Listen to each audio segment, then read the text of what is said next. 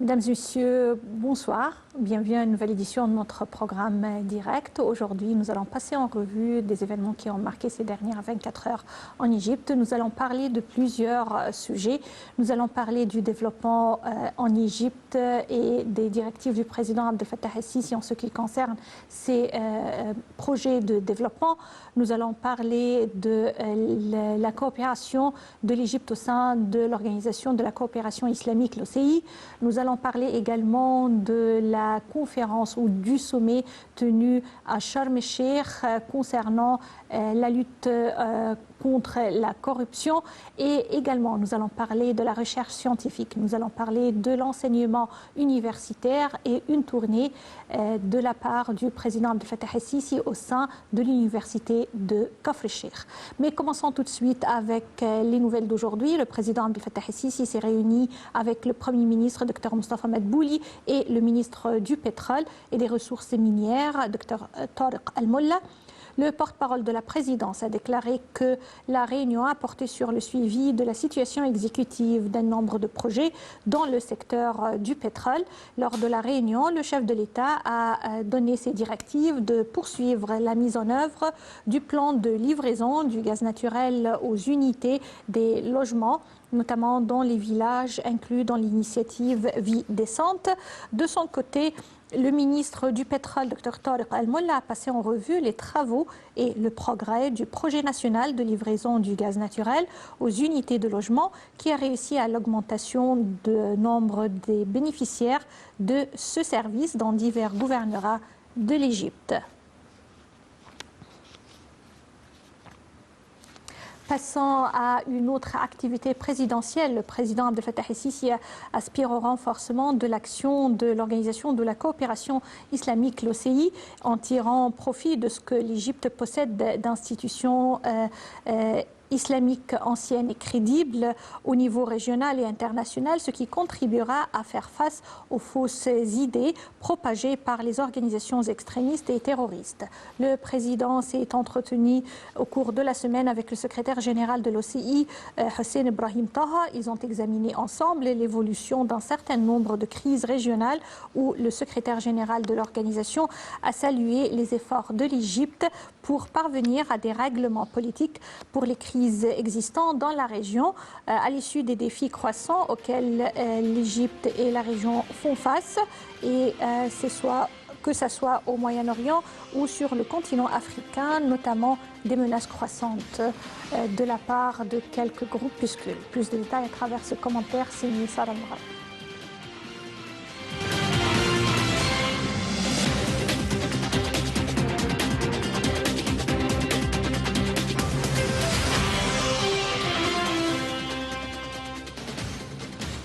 Le président Abdel Fattah el-Sisi a reçu le nouveau secrétaire général de l'OCI au Caire et lui a assuré le soutien total de l'Égypte à sa mission, compte tenu de l'ampleur des défis que relève le monde islamique à tous les échelons, ce qui exige le renforcement de la coordination au service des questions de la nation islamique. Pour sa part, M. Taha a informé le président el-Sisi des programmes de l'OCI pour la prochaine période, soulignant son intérêt à rencontrer le président au début de ses fonctions à la tête de l'OCI, afin de prendre connaissance de sa vision sur les questions du monde islamique et sur les voies et moyens de renforcer l'action islamique commune entre les États membres de l'OCI, de sorte à protéger les intérêts communs, relancer le développement et répondre aux aspirations des peuples en matière de prospérité et de progrès. Il a exprimé son appréciation quant aux efforts déployés par l'Égypte pour renforcer la solidarité entre les États islamiques et soutenir le rôle de l'OCI aspirant à la poursuite du rôle historique et efficace joué par l'Égypte compte tenu de son poids sur les plans régional et international. Le secrétaire général de l'OCI a également salué les efforts égyptiens pour parvenir à un règlement politique de crise que traverse la région, vu les défis auxquels elle fait face, que ce soit au Moyen-Orient ou sur le continent africain, en plus de la menace croissante du terrorisme. Lors de la réunion, on a également examiné l'évolution d'un certain nombre de crises régionales où le secrétaire général de l'organisation a salué les efforts de l'Égypte pour parvenir à des règlements politiques pour les crises existantes dans la région à l'issue des défis croissants auxquels elle est confrontée, que ce soit au Moyen-Orient ou sur le continent africain. Pour sa part, le chef de l'État a exprimé son aspiration à renforcer le travail de l'organisation en investissant ce que l'Égypte possède d'institutions islamiques prestigieuses ayant une crédibilité au niveau régional et international, ce qui contribue à présenter le monde islamique à la communauté internationale conformément aux principes de la vraie religion, à réfuter les idées négatives propagées par les organisations et les entités extrémistes et terroristes.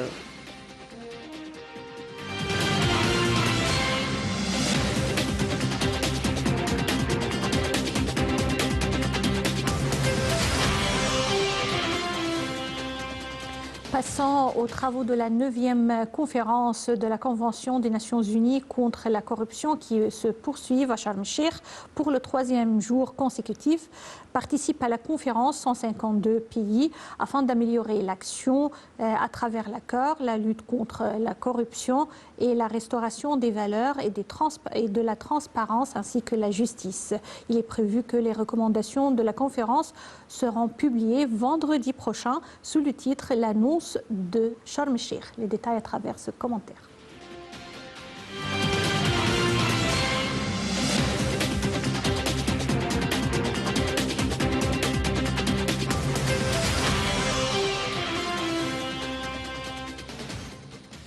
Lors de la séance inaugurale de la conférence des États parties à la Convention des États-Unis contre la corruption organisée à Sharm el-Cheikh, le Premier ministre Mustafa Madbouli a déclaré que l'Égypte soutient l'amélioration des conditions de vie et la numérisation comme moyen de lutter contre la corruption, qui représente l'un des obstacles au développement durable et à l'amélioration de qualité de vie et même aboutit à des taux de pauvreté élevés et une faible confiance dans les institutions publiques et sapent les droits de l'homme. Il a décrit la conférence comme la plateforme la plus importante pour échanger les meilleures expériences et pratiques pour lutter contre la corruption, signalant que la corruption exige une coopération internationale pour la combattre. Selon lui, l'Égypte soutient l'amélioration des conditions de vie et la numérisation comme moyen de lutter contre la corruption, qui représente l'un des obstacles au développement durable et à l'amélioration de la qualité de vie, et même aboutit à des taux de pauvreté élevés et une faible confiance dans les institutions publiques et sapent les droits de l'homme. La Constitution de 2014 qui stipule l'indépendance des organes de contrôle a obligé les institutions de l'État à élaborer une stratégie nationale de lutte contre la corruption, ce qui s'est reflété sur les efforts de développement et les droits de l'homme, a rappelé le chef du gouvernement. Les Nations Unies ont considéré la conférence des États parties à la Convention des Nations Unies contre la corruption comme étant un jalon mondial pour améliorer la coopération internationale contre la corruption et aider le monde à se remettre avec intégrité du coronavirus. Il s'agit de la 2e conférence au cours de laquelle se réunissent les États parties à la Convention des Nations Unies contre la corruption sur le continent africain.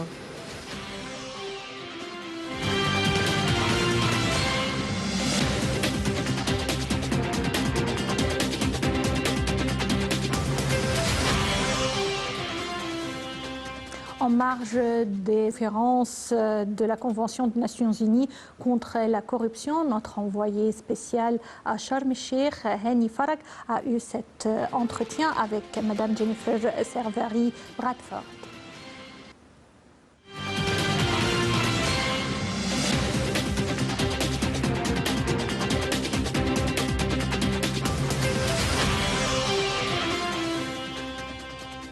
Donc nous essayons toujours de suivre les activités de cette conférence des États parties à la Convention des Nations Unies dans la lutte contre la corruption. Cette fois-ci, nous avons le plaisir d'avoir avec nous Madame Jennifer Bradford. Bien sûr, Madame Jennifer Bradford, c'est l'une des représentantes les plus éminentes du bureau qui s'appelle UNODC, des Nations Unies, bien sûr. C'est l'Office des... c'est bien sûr, c'est une spécialiste de la prévention et du crime et de la justice pénale, service de la lutte contre la corruption, la criminalité économique. Justement, vous êtes toujours la bienvenue sur la TV internationale. Merci beaucoup pour nous rejoindre. Merci, le plaisir est à moi. Merci beaucoup. Donc, très rapidement, comment nous pouvons vraiment adopter une sorte de prévention contre les crimes de la corruption, parce que comme vous savez, c'est un crime qui affecte beaucoup les économies, notamment les économies des pays pauvres. C'est un crime qui effectivement affecte tous les pays du monde. Il n'y a pas d'exception. Ça, je peux le dire parce que nous avons au sein de la Convention des Nations Unies contre la corruption un mécanisme pair qui regarde et examine la mise en œuvre de la Convention du point de vue juridique, législatif et aussi au niveau des institutions en place pour lutter contre la corruption et les politiques qui y suivent. Justement, vous êtes l'une des organisatrices, des spécialistes même, des organisatrices de cette édition, de cette 9e édition. Est-ce que vous parlez un peu plus des buts ou des objectifs à atteindre à travers ce grand rassemblement? Effectivement, c'est une année contre la corruption. On a eu le plaisir au mois de juin cette année. L'Assemblée générale a tenu une session spécialisée contre la corruption qui a abouti à une déclaration politique.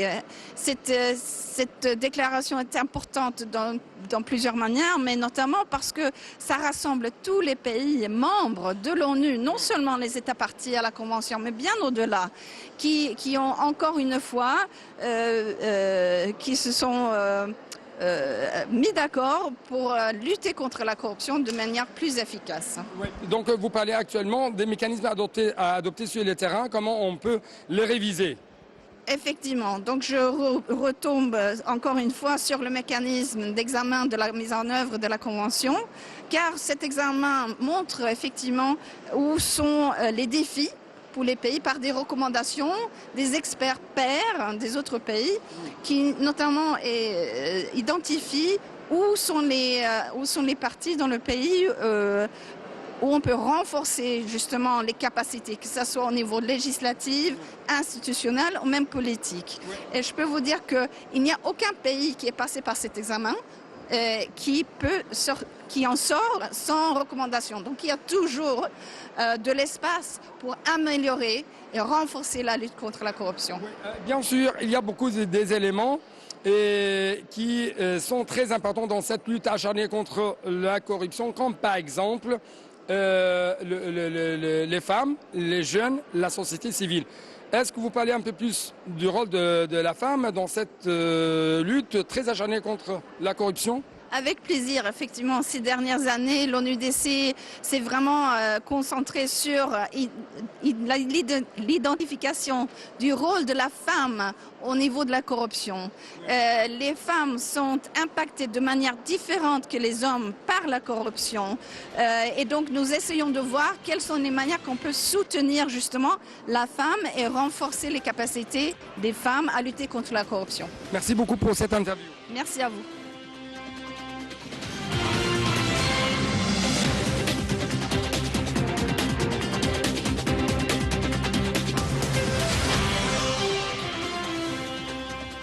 L'Égypte accorde une importance accrue à l'enseignement, à l'éducation, surtout l'enseignement universitaire, avec des plans de réforme qui vient ajouter au pas positif afin d'arriver au développement durable et à la réalisation de la vision de l'Égypte 2030 introduite par Monsieur le Président Abdel Fattah el-Sisi. D'ailleurs, ce sera notre débat principal aujourd'hui. Nous allons parler de ces réformes universitaires et également de ce que l'Égypte a accompli sous la houlette du Président el-Sisi en ce qui concerne ce volet de l'enseignement. Le président Abdel Fattah el-Sisi, dans ce cadre, a visité hier l'université de Kafr el-Cheikh où il a eu un dialogue ouvert avec les étudiants, le corps enseignant et les employés de cette université. Le chef de l'État a mis l'accent sur l'intérêt qu'accordait l'État à l'amélioration du niveau des universités gouvernementales, parallèlement avec la construction de nouveaux établissements à travers toute la République, que ce soit des établissements publics ou privés de haute qualité. Un commentaire de Sarah Al-Maghrabi.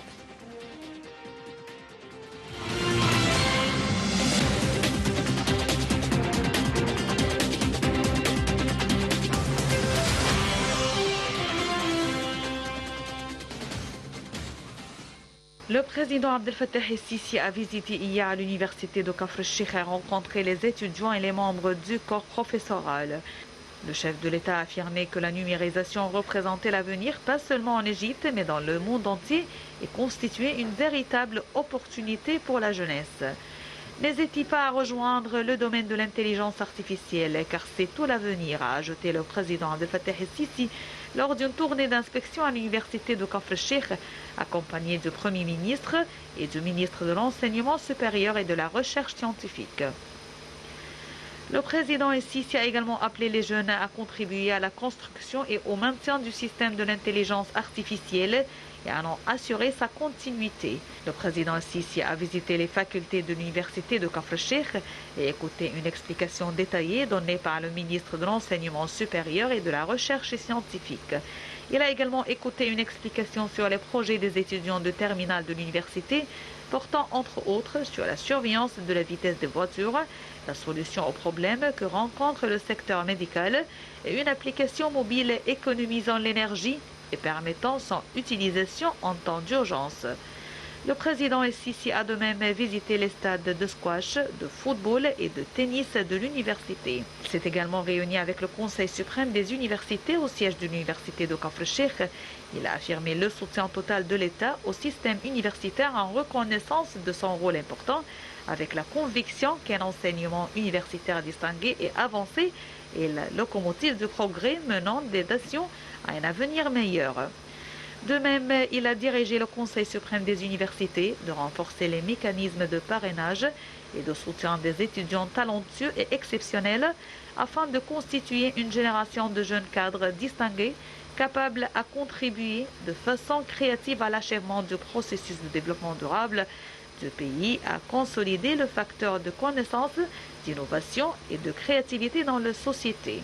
Il a également appelé de soutenir le processus de liaison du système de recherche scientifique et de ses centres de recherche avec le secteur de l'enseignement universitaire et de développer les activités au sein des universités afin de construire les personnalités des étudiants et de promouvoir la conscience, leur compréhension réelle et correcte envers les défis et les opportunités en Égypte en tant qu'un problème central qui nécessite une sensibilisation régulière.